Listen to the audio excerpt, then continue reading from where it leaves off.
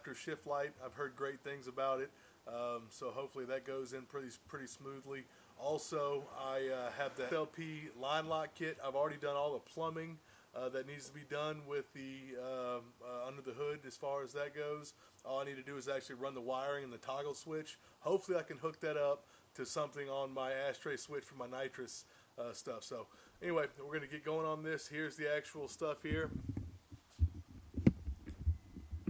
This is the Raptor shift light.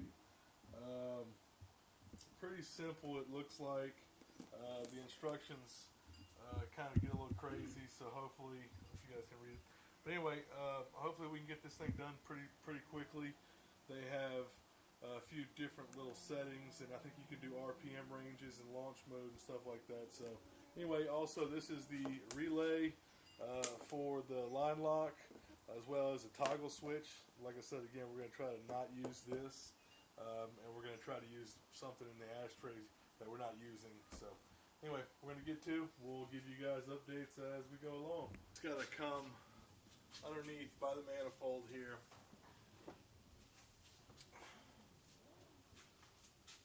And then I already have the connectors.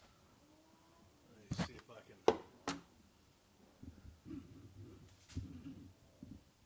So I have the connector pins located.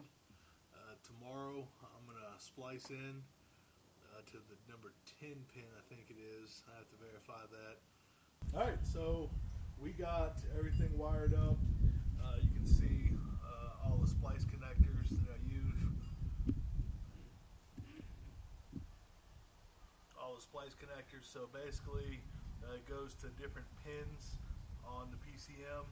There's 3 you connect there, and then I ran the ground was already ran there, so I just kind of jumped off of it. But I ran it around through here. Goes through the firewall. So the line lock is installed now. It's this little gray wire right here. Actually, I just zip tied it along that wire and then down to here. And right here is actually where it's connected. That's the actual line lock solenoid. I already had all the plumbing done, which goes to the back of the brake booster. Bled the brakes and all that stuff before, so pretty much all it was this one inline fuse that went to the positive and obviously ran the negative through the firewall. And I got a little switch. So this is the switch. It's just a toggle. I don't know what I'm going to do about that. I'm probably going to get the traction control button that should be on here.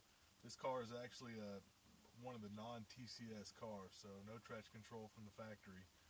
But I do want to get a little something different.